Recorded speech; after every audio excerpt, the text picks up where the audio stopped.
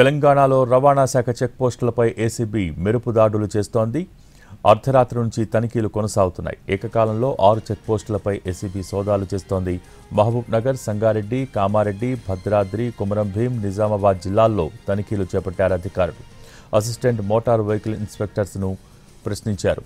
రాష్ట్ర వ్యాప్తంగా ఏకకాలంలో దాడులు నిర్వహించడం ఇది రెండోసారి. ఆదిలాబాద్ జిల్లాలోని వాంకిడి, బోరాజ్, బేల్తరోడ చెక్పోస్టుల్లో దాడులు చేశారు అధికారులు. 3 చెక్పోస్టుల్లో 1,38,000 నగదు సీజ్ చేశారు.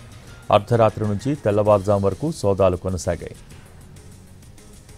సంగారెడ్డి జిల్లా చిరాగ్పల్లి మండలం మాడ్గిలోని అంతర్రాష్ట్ర చెక్పోస్టుపై రైడ్స్ చేశారు ఏసీబీ అధికారులు. లెక్కల్లో చూపని 43,300 రూపాయలను స్వాధీనం చేసుకున్నారు.